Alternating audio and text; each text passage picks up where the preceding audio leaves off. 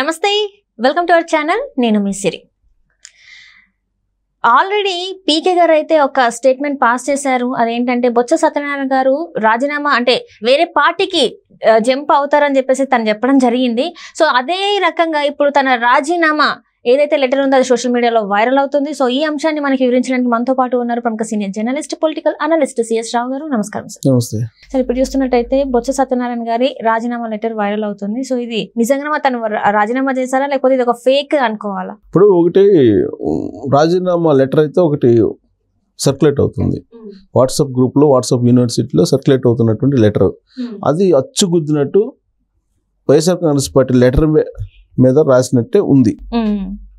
అది సంతకం కూడా ఈ బొత్స సత్యనారాయణ సంతకం లాగానే ఉంది కంప్లీట్గా. సరే, అది సేమ్ తయారు చేయొచ్చు, అది పెద్ద ఇష్యూ కాదు. బట్ ఆ లెటర్ చూసిన తర్వాత నిజంగానే బొత్స సత్యనారాయణ రాజీనామా చేశారా అని చెప్పి అనుకుంటారు చాలామంది. ఈవెన్ నాకు కూడా పంపించిన వాళ్ళు ఉన్నారు ఆ లెటర్. మనకంటే తెలుసు కాబట్టి ఇది ఫేక్లే అనుకుంటాం.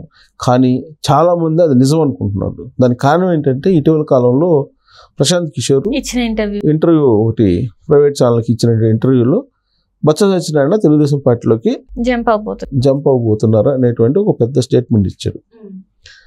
ప్రశాంత్ కిషోర్ ఆ స్టేట్మెంట్ ఇవ్వాల్సిన అవసరం లేదు ఆ ఇంటర్వ్యూలో, కానీ ఇచ్చారు అని అంటే పక్కాగా. తన గురించి ఇంకా అనేక అంశాలు కూడా చెప్పారు కదా సార్. తను ఏ పార్టీలో ఉన్నా కూడా ఆ పార్టీని ముంచేస్తాడు, తను నమ్మక ద్రోహం చేస్తాడు అని చెప్పేసి కూడా తను చెప్పడం జరిగింది. సో అవన్నీ మాట్లాడారు. డబ్బులు తీసుకొని పని చేస్తాడని చెప్పేసి నన్ను అన్నారు, కానీ వాళ్ళు ఏం చేస్తున్నారో చూడండి అని చెప్పేసి ప్రశాంత్ కిషోర్ గారు బొత్స గురించి మాట్లాడడం జరిగింది. అది నిజమే కదా. ఏ పొలిటీషియన్ అయినా డబ్బులు తీసుకోకుండా పని చేస్తాడా?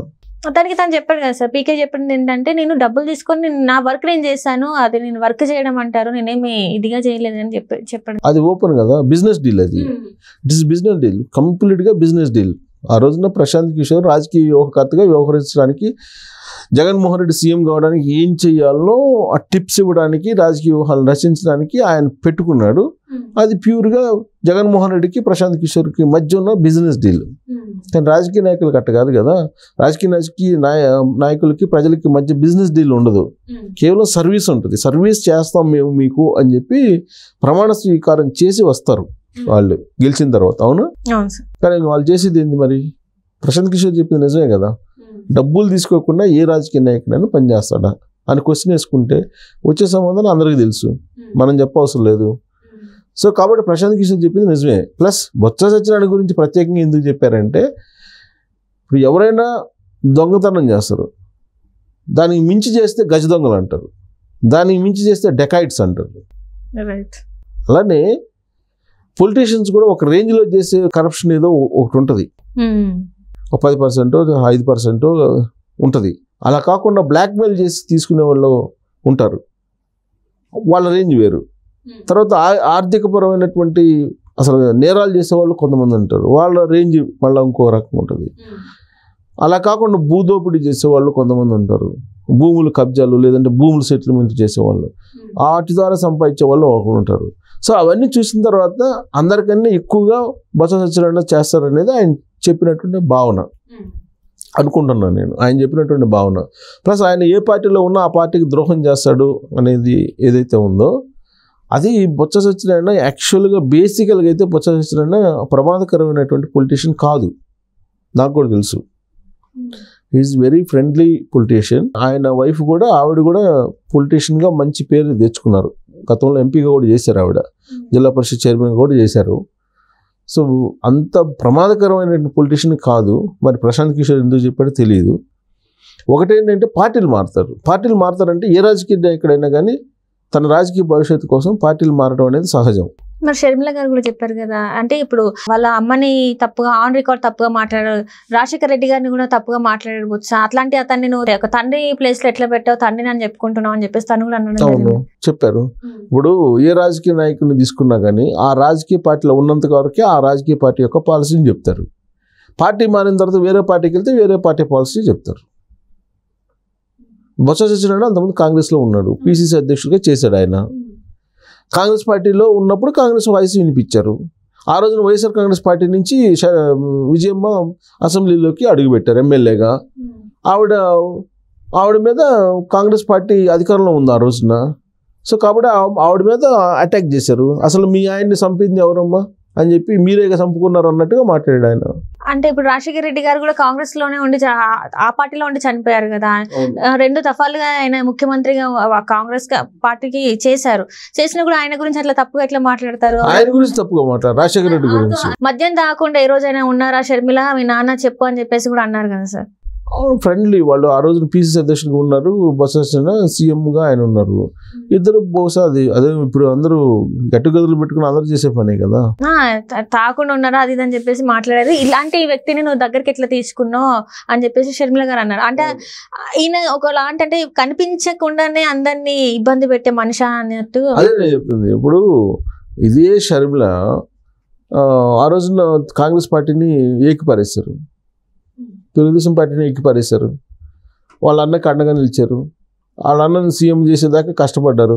ఇప్పుడు వాళ్ళ అన్నని తిడుతుంది కదా, దించడానికి కష్టపడుతుంది. దించడం కాదు అసలు దుర్మార్గుడు అంటుంది కదా.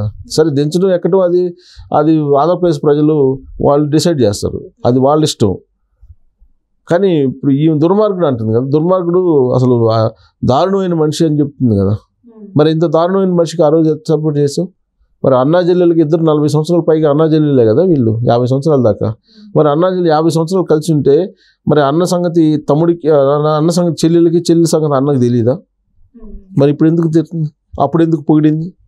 సో బొత్స సేమ్ ఇంప్లిమెంట్ చేద్దాం, సేమ్ అదే. ఏ పార్టీలో ఉంటే ఆ పార్టీ వాయిస్ వినిపిస్తారు. అయితే ఇక్కడ ఏంటంటే బొత్స సత్యనారాయణ పార్టీ మారుతాడు అనేటువంటి స్టేట్మెంట్ ఏదైతే ఉందో దాన్ని తీసుకోవాలి మనం. మిగతా విషయాలు మనం అది కామన్, ప్రతి లీడర్ చేసే పని. ఇప్పుడు అట్ట అనుకుంటే రోజా ఉంది, రోజా చంద్రబాబు నాయుడిని ఆకాశానికి ఎత్తేసేది. మరి ఇవాళ రోజా నిద్రలేసి చంద్రబాబు నాయుడిని వ్యక్తిగత హననం చేస్తుంది. జగన్మోహన్ రెడ్డిని వాళ్ళ నాన్నని ఇద్దరిని పంచలోడు తీసి కొడతానంది. చెప్తున్నా అంటే పార్టీలు ఉన్నప్పుడు ఆ పార్టీ పాలసీ ప్రకారం పనిచేస్తూ ఉంటారు.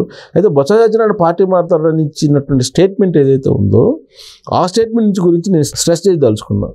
ఎందుకంటే ప్రశాంత్ కిషోర్ లాంటి వ్యక్తి ప్రైవేట్ ఛానల్కి ఇస్తున్నటువంటి ఇంటర్వ్యూలో అవతల ఉన్నటువంటి జర్నలిస్ట్ కూడా హై ప్రొఫైల్డ్ జర్నలిస్ట్. సో అక్కడ ఇంటర్వ్యూలో చెప్పినటువంటి మాట మనం కనుక కొంచెం ఆలోచిస్తే అది చాలా ఇంపార్టెంట్ పాయింట్. ఇన్ఫర్మేషన్ లేకుండా ప్రశాంత్ కిషోర్ చెప్పడు ఆ వేదిక మీద. ఇన్ఫర్మేషన్ ఉండబట్టే చెప్పారు, లేకపోతే చెప్పరు. అంటే బొత్స సత్యనారాయణ తెలుగుదేశం పార్టీ మారబోతున్నాడంటే అర్థం ఏంటి? ఇప్పుడు జరిగినటువంటి పోలింగ్ సరళిని బట్టి రేపు అధికారంలోకి వచ్చే అవకాశం లేదు వైఎస్ఆర్ కాంగ్రెస్ పార్టీ. కాబట్టి వైఎస్ఆర్ కాంగ్రెస్ పార్టీలో గెలిచినటువంటి వాళ్ళు కూడా ఒక 20 మందో 30 మందో అనుకుందాం, లేదా 40 మంది అనుకుందాం, వాళ్ళు ఆ పార్టీలో ఉండరు అనేటువంటి కాన్సెప్ట్లో ప్రశాంత్ కిషోర్ చెప్పాడని నేను అనుకుంటున్నాను. ఇప్పుడు ఏ విధంగా అయితే బీఆర్ఎస్ పార్టీ అవుతుంది ఇక్కడ తెలంగాణలో, సేమ్ అలాంటి సిచ్యువేషన్ని వైఎస్ఆర్ కాంగ్రెస్ పార్టీ అక్కడ ఎదుర్కొనేటువంటి అవకాశాలు పుష్కలంగా ఉన్నాయి. ఒకవైపు బీజేపీ ఉంది, ఇంకొక వైపు జనసేన ఉంది, మరోవైపు తెలుగుదేశం పార్టీ ఉంది. ఈ 3 పార్టీల్లో ఏ పార్టీలోకైనా వెళ్ళచ్చు వైఎస్ఆర్ కాంగ్రెస్ పార్టీలో ఉండేటువంటి ఎమ్మెల్యేలు. పవర్ ఉన్నంత వరకే, పవర్ లేకపోతే జీరో. ఎవరైనా కేసీఆర్ ఏమన్నాడు, నేను దేశానికి అధినేత, దేశకీ నేత అని చెప్పి హోర్డింగ్స్ పెట్టుకున్నారు ఇతర రాష్ట్రాల్లో. సీన్ కట్ చేస్తే తెలంగాణ సమాజం నేలకేసి కొడితే పరిస్థితి ఏంటి? ఇప్పుడు అసలు ఆ పార్టీ మనుగడ ఉంటుందా ఉండదా అనేటువంటి పరిస్థితి. రేపు రాబోయేటువంటి జూన్ 4న వచ్చే రిజల్ట్ సేమ్ వైఎస్ఆర్ కాంగ్రెస్ పార్టీకి అసలు ఆ పార్టీ ఉంటుందా ఉండదా అని నిర్ణయించుకునేటువంటి ఫలితాలు రాబోతున్నాయి. అలా ఫలితాలు వచ్చే కనుక ప్రతికూలంగా వైఎస్ఆర్ కాంగ్రెస్ పార్టీ నుంచి పొలోమని తెలుగుదేశం పార్టీకో, జనసేనకో, బీజేపీలోకో వెళ్ళేటువంటి అవకాశం ఉంది. గెలిచినటువంటి వాళ్ళు కూడా ఆ జాబితాలో బహుశా నేను అనుకోవటం బొత్స సత్యనారాయణ ముందున్నాడని చెప్పి ఆయన ఎక్స్పెక్ట్ చేసి ఆయనకి ఇన్ఫర్మేషన్ ఉండబట్టే బహుశా అది అని ఉంటారు.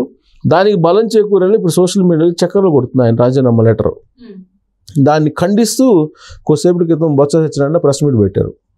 ప్రెస్ మీట్ పెట్టి మాట్లాడారు, అది ఫేక్ లెటరు, దాని మీద నేను కేసు పెడుతున్నాను, అది ఎవరు రిలీజ్ చేశారో కూడా వాళ్ళ సంగతి చూస్తాను అని చెప్పి ఆయన ఒక కేసు ఫైల్ చేయడానికి రెడీ అయ్యాడు. ప్రెస్ మీట్ పెట్టి ఖండించారు ఆయన సత్యమణి ఇద్దరు. సో అది ఫేక్ లెటర్ అని ఆయన చెప్పాడు. సో భవిష్యత్తులో రాజకీయాల్లో ఇది జరిగిద్ది, ఇది జరగదని చెప్పడానికి లేదు. రాజకీయాల్లో ఏదైనా సాధ్యం. మిగతా రంగాల్లో కన్నా రాజకీయ రంగంలో ఎనీథింగ్ పాసిబుల్, ఇంపాసిబుల్ అనేది ఉండదు.